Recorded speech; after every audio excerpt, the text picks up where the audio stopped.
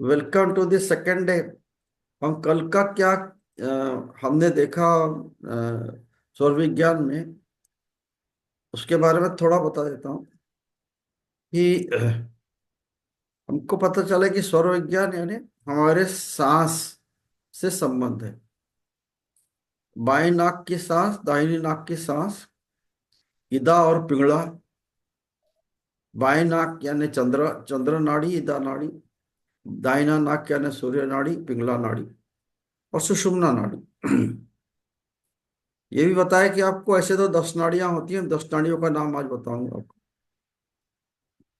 ये जो 3 नाड़ियां हैं ये मुख्य तरह से हमारे पूरे शरीर का संचालन करती हैं। एनर्जी को, हार्मोन को। इसका महत्व क्या है? ये हमने जाना कि अ, बायां स्वर चलेगा तो हमारा मन शांत रहता है, फोकस्ड रहता है, अच्छे काम कर सकते हैं उसमें। दाहिना स्वर चलता है तो हम एनर्जेटिक काम करते हैं, खाना खाते हैं, सोते हैं, उस समय दाहिना स्वर चाहिए हमको। इतना तो देखा। फिर हमने स्वर को बदलना कैसे, ये जाना है कि नहीं? ठीक, मान लो हमको चाहिए कि नहीं, अभी आज सोमवार का दिन है, बायां स्वर से मैं उठूंगा और दाहिना स्वर चल रहा है, तो मैं अपने बाएं हाथ को दाहिने इसमें लगा के बायां स्वर चलाऊंगा। इसकी और एक पोजीशन है, आपने विष्णु शयन पोजीशन देखा होगा, पता है ना, ऐसा विष्णु शयन करते हैं। वैसे पोजीशन में रह के अगर आप लेफ्ट में बाएं तरफ लेट के अगर आप सांस ले रहे हो तो आपका दाहिना स्वर चलेगा। और अगर दाहिने तरफ लेट के आप सांस ले रहे हो लंबा, तो ମୁଁ बायां ଜାଣିନି स्वर ମୁଁ चलेगा। ये ଦେଖିନି बहुत ସେଇଟା इफेक्टिव ଏତେ है। ଭଲରେ ମୁଁ ଜଷ୍ଟ एमती पचारदेली खाली है इंग्लिश रे ଟିକେ विष्णु विष्णु जी जैसे सोते हैं ना, विष्णु भगवान जैसे शयन मुद्रा जो बोलते हैं, शयन मुद्रा वैसे। ନାଇଁ ନାଇଁ କିଛି ଦରକାର ନାହିଁ तो କିଛି हाँ, ଦରକାର ନାହିଁ ଏମିତି ଖାଲି ପଚାर। तो इतना देखा। फिर हमने क्या देखा कि इम्पोर्टेंट, कि तिथियों के हिसाब से कैसे स्वर्ग ଆଜ୍ଞା ଆଜ୍ଞା चलते ଆପଣ हैं। ସବୁ देଇ ଦେଇଛନ୍ତି ମୁଁ तो हमने ଜାଣିଛି। देखा कि शुक्ल पक्ष जो है, शुक्ल पक्ष में प्रथमा तिथि जो है वो पहले आती है। प्रथमा तिथि से तृतीया तिथि तक चंद्र स्वर चलता है। फिर उसके बाद माने फिर सूर्य 3 तिथि, फिर चंद्र 3 तिथि। और कृष्ण पक्ष में पहले सूर्य 3 तिथि चलती है, फिर चंद्र 3 तिथि और सूर्य तिथि, ऐसा।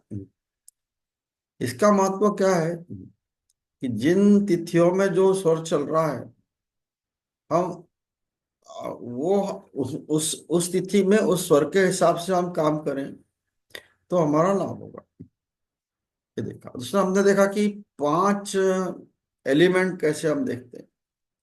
तो जब पूर्ण स्वर चलता है 16 अंगुल, तो जल तत्व है। 12 अंगुल में पृथ्वी तत्व है। 8 अंगुल में, 8 अंगुल कैसे गिनना, ऐसे गिनते ना, हाँ। तो 8 अंगुल में वायु तत्व है। 4 अंगुल में अग्नि तत्व है। और अगर सांस बिल्कुल अंदर है और पता नहीं चल रहा सांस के बारे में, तो वो आकाश तत्व है। आप उस समय तुरिया स्टेट में या मेडिटेटिव स्टेट में है। पिंगला ईदा नाड़ी और पिंगला नाड़ी के बावजूद हमने क्या सीखा कि हमने जाना कि सुषुम्ना नाड़ी का क्या महत्व है। सुषुम्ना नाड़ी तभी एक्टिव रहती है जब आप शांत रहते हो। आप कोई अगर मंदिर में गए हो तो, या आप कोई मेडिटेशन कर रहे हो, या कोई भजन कर रहे हो, या भक्ति कर रहे हो। सुषुम्ना नाड़ी को हम किसी काम के लिए नहीं यूज कर सकते। मान लो आप किसी काम से आपको जाना है, शुभ कार्य के लिए। अगर आपकी कोई नाड़ी नहीं चल रही या दोनों चल रही है, तो उस समय आप रुक जाना जब तक कि आपकी कम से कम बाई या दाई जो भी नाड़ी है वो चले। हम इतना देख लिएगा। आज हम क्या करेंगे, हम 10 नाड़ियां क्या है वो देखें। उनको याद रखने की जरूरत नहीं है। हमको खाली इदा पिंगला और सुषमा से काम है। जो हमारा 7 चक्रों पे काम करता है, जो हमारी कुंडलिनी में काम करते हैं, ये इदा पिंगला और सुषुम्ना ही है। मैंने अभी नाड़ी स्वरोदय स्वरोदय में इसमें चक्रों का ये नहीं किया, 7 चक्रों का। उसका अलग विज्ञान है, उसके बारे में अलग कभी हम बात कर लेंगे। लेकिन ये जुड़ा है उनसे। ये 7 एनर्जी जो है हमारे शरीर में, ये उससे जुड़ा है। उसके बाद में हम ये देखेंगे कि 10 नाड़ी के बाद कि वास्तु, अगर हमारे घर में कोई ऐसा अननोन वास्तु दोष है, या ऐसा लगता है हमको कि कुछ चीज ठीक नहीं चल रही है, तो उसके लिए हम सौर को कैसे यूज करें, कैसे वास्तु दोष को या घर में एनर्जी को कैसे पॉजिटिव करें, वो देखेंगे। फिर कुछ ऐसी व्याधियां जो कि एग्जाम्पल के तौर पे लिए हैं। एक कैसे कफ से रिलेटेड है और वात से भी रिलेटेड है। वात पित्त और कफ आपको पता है, इसलिए मैं उसके बारे में नहीं बात करूंगा। तो एक एक कफ से रिलेटेड है, एक पित्त से रिलेटेड है, ये और वायु से रिलेटेड है तीसरा।